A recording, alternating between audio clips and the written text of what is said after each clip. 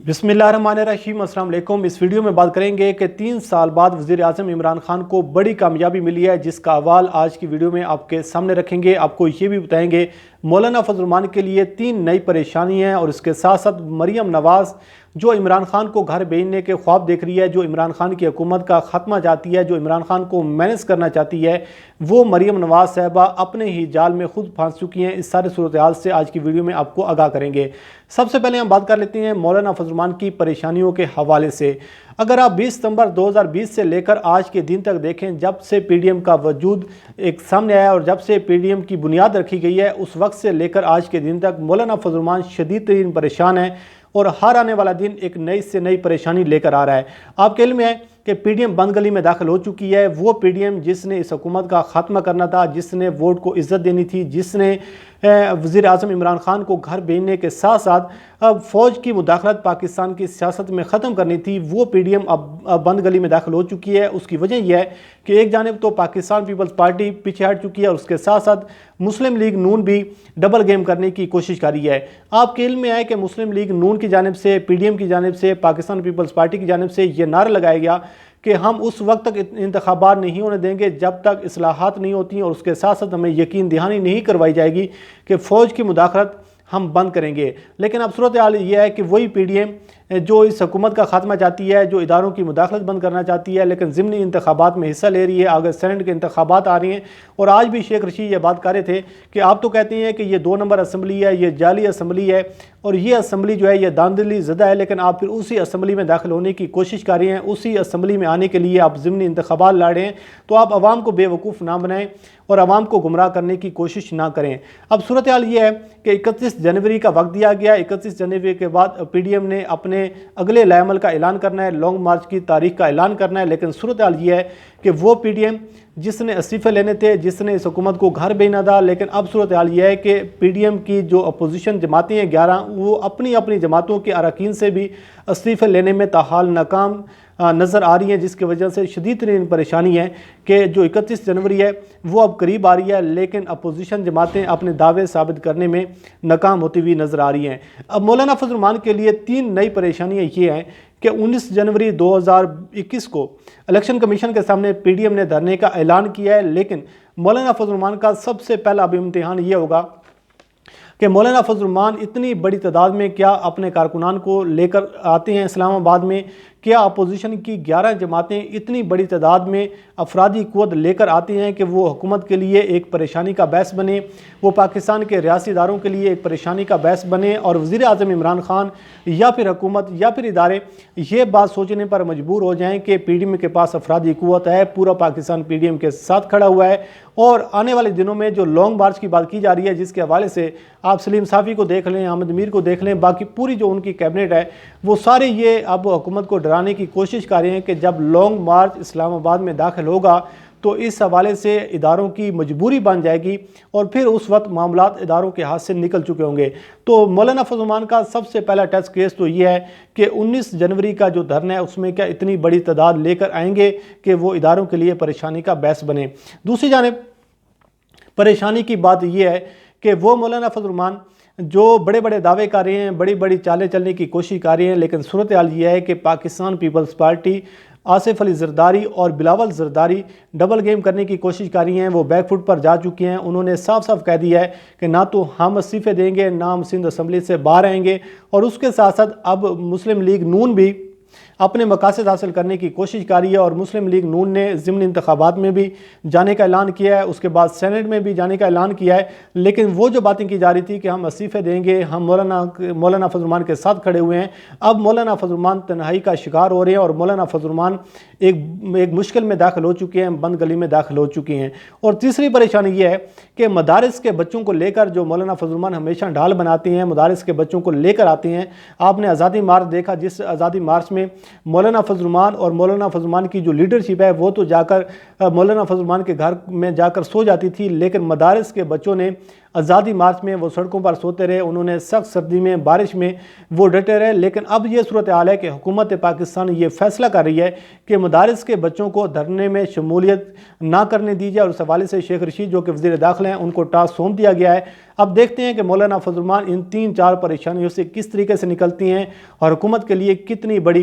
جو tough time دینے کی بات کی جا رہی ہے، حکومت کے لیے کتنی بڑی پریشانی کا سبب بنتی ہیں۔ بہرحال 19 جنوری 2021 مولانا فضل الرحمان کے لیے ایک بہت بڑا امتحان ہے۔ اب دیکھتے ہیں کہ مولانا فضل الرحمان اپنے پہلے امتحان میں کامیاب ہوتے ہیں یا پھر ناکام ہوتے ہیں۔ اب ہم بات کر لیتے ہیں کہ مریم نواز کے حوالے سے۔ وہ مریم نواز صاحبہ، وہ مسلم لیگ نون جو یہ پچھلے 2 سے 3 سالوں میں اگر ہم دیکھیں تو وہ یہ خواب دیکھ رہی ہے کہ کب عمران خان گھر جائیں گے، اور خواہش مند جو حضرات ہیں وہ اسی انتظار میں بیٹھے ہوئے ہیں کہ کب عمران خان کی حکومت کا خاتمہ ہوگا اور کب عمران خان کے اقتدار کا سورج غروب ہوگا۔ آپ کے علم میں ہے کہ پارٹی فنڈنگ کیس میں بڑا دلچسپ موڑ آ چکا ہے۔ پارٹی فنڈنگ کیس میں جو نئی پیش رفت یہ سامنے آئی ہے کہ ابھی اس کیس کے حوالے سے کیونکہ پہلے اپوزیشن جماعتوں نے تحریک انصاف کے خلاف، یعنی مسلم لیگ نون نے تحریک انصاف کے خلاف یہ اپیل کی ہوئی تھی، اور اس کے ساتھ ساتھ اکبر ایس بابر جو کہ اس پارٹی فنڈنگ کیس میں اہم جو ایک انہوں نے پٹیشن فائل کی تھی پاکستان تحریک انصاف کے خلاف، تو تحریک انصاف کے کچھ لوگوں کی جانب سے، فرق حبیب کی جانب سے مسلم لیگ نون اور پاکستان پیپلز پارٹی کے خلاف بھی ایک اپلیکیشن دائر کی گئی الیکشن کمیشن میں کہ ان کے بھی جو فنڈنگ ہے، ان کے جو سورس آف فنڈنگ کا ہے، جو منی ٹریل ہے، وہ بھی دیکھی جائے۔ تو اس ساری صورتحال کے پیش نظر اب الیکشن کمیشن نے 18 جنوری کو مسلم لیگ نون کو بھی طلب کر لی ہے، اور اس کے ساتھ ساتھ پاکستان پیپلز پارٹی کو بھی طلب کر لیا ہے۔ کمیٹی کے سامنے پیش ہوں گے، سکروٹنی کی جائے گی، اور اس کے ساتھ ساتھ اب مسلم لیگ نون کو بھی اپنے پارٹی فنڈنگ کے منی ٹریل دینا پڑے گی، اور اس کے ساتھ ساتھ پاکستان پیپلز پارٹی کو بھی۔ وہ اپوزیشن کی جماعتیں جو خوش ہو رہی ہیں، جو مٹھائی کے ڈبے بانٹنے کی کوشش کر رہی ہیں اور بڑا وویلا مچا رہی ہیں کہ تحریک انصاف کا عدم قرار دی جائے گی، تحریک انصاف پر پابندیاں لگ جائیں گی، یہ الیکشن کمیشن جو ہے تحریک انصاف کا جو انتخاب ہیں یہ کل عدم قرار دے دیں گے۔ لیکن صورتحال یہ ہے کہ جو پیرامیٹرز، جو قانون اور جو آئینی نکات تحریک انصاف کے حوالے سے فالو کیے جائیں گے، تو وہی صورتحال ان باقی جماعتوں کے لیے بھی استعمال کی جائیں گی۔ اب دیکھتے یہ ہیں کہ پیپلز پارٹی اور مریم نواز کیا یہ منی ٹریل دینے کے حوالے سے کامیاب ہوتی ہیں یا نہیں ہوتی، کیونکہ جو ٹریک ریکارڈ ہے وہ یہ ہے کہ منی ٹریل ہمیشہ سے مسلم لیگ نون اور پاکستان پیپلز پارٹی کے گلے پڑی ہے، اور عمران خان اس حوالے سے کانفیڈنٹ دکھائی دے رہی ہیں، اور وہ کہتے ہیں کہ پارٹی فنڈنگ کیس میں تمام تر چیزیں ہم نے جو الیکشن کمیشن میں جمع کروائی ہیں، اور آج شیخ رشید نے بھی کہا ہے کہ ہم نے بہت بڑی تعداد میں لوگوں کے سگنیچر الیکشن کمیشن میں پوری ایک لسٹ ہم نے جمع کروائی ہے کہ جن لوگوں نے ہمیں پارٹی فنڈنگ میں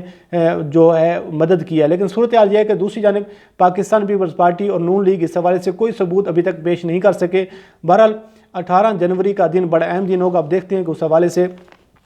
کیا صورتحال سامنے آتی ہے۔ اب ہم آخر پر بات کر لیتے ہیں کہ وزیر اعظم عمران خان کو 3 سال بعد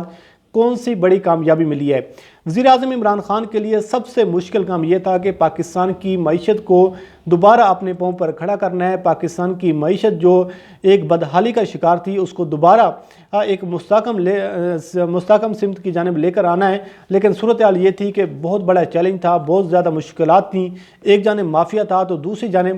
جو صورتحال ہے، جس طریقے سے بھاری بھرکم قرضے لیے گئے، اس کے بعد پھر سود کی قسطیں ہیں، اور پاکستان کی جو صورتحال تھی کہ جب مسلم لیگ نون کی حکومت یہ 2018 کے انتخابات سے پہلے جب یہ گھر گئی تو پورا خزانہ جو ہے، پاکستان کا قومی خزانہ جو ہے وہ خالی کر کے گئے۔ آپ کو یاد ہوگا ایک بیان عبداللہ ہارون جو کہ اس وقت کے وزیر خزانہ تھے عبوری حکومت میں، انہوں نے یہ سٹیٹمنٹ دی تھی کہ راتوں رات شاہد خاقان عباسی 57 ارب روپے قومی خزانے سے نکال کر گئے ہیں۔ لیکن اب صورتحال یہ ہے کہ 3 سال بعد پاکستان کی معیشت میں بڑی زبردست قسم کی خبریں سامنے آ رہی ہیں، اور اس حوالے سے اب یہ صورتحال سامنے آ رہی ہے کہ اسٹاک ایکسچینج میں 3 سال بعد پاکستان کے 46,000 پوائنٹس پر پاکستان کی واپسی ہوئی ہے، پاکستان ادھر دوبارہ پہنچا ہے۔ اور موڈیز کی جو رپورٹ سامنے اس میں کہا ہے کہ پاکستان کی معاشی جو معاملات ہیں وہ اب مستحکم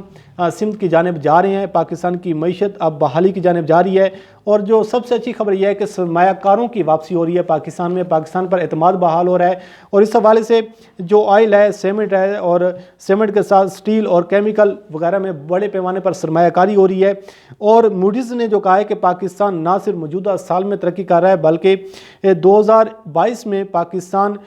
جو منفی صورتحال ہے اس سے نکل کر مثبت میں آ جائے گا، اور پاکستان کی معیشت جو ہے اس کے حوالے سے بڑے اچھے اشارے نظر آ رہی ہیں، اور پاکستان ایک مستحکم سمت کی جانب گامزن ہو رہا ہے۔ اور اس حوالے سے یہ بھی سامنے چیزیں آ رہی ہیں کہ یہ زمینی حقائق ہیں کہ پاکستان کی معیشت کو جو دھچکا لگا، جس طریقے سے کووڈ آیا اور اس سے پہلے کی جو صورتحال ہے، اب وزیر اعظم عمران خان پر جو لوگوں کا اعتماد ہے، جس طریقے سے بیرونی سرمایہ کاری پاکستان میں آ رہی ہے، لوگوں کا اعتماد بحال ہو رہا ہے، تو پاکستان کے لیے آنے والے دنوں میں بہت اچھی خبریں ہیں، اور پاکستان کی معیشت اپنے پاؤں پہ کھڑی ہو رہی ہے، اور سرمایہ کاروں کا جو بیرونی سرمایہ کاری ہے اس کا پاکستان پر اعتماد بحال ہو رہا ہے۔ یہ باتیں ہم نہیں کر رہے، یہ بلکہ وہ ادارے کر رہے ہیں جو پاکستان کو واچ کر رہے ہیں، اور پاکستان پر ان کی ہر حوالے سے کڑی نظر ہے۔ بہرحال یہ تھی صورتحال جس کے حوالے سے ہم نے آپ کو آگاہ کیا۔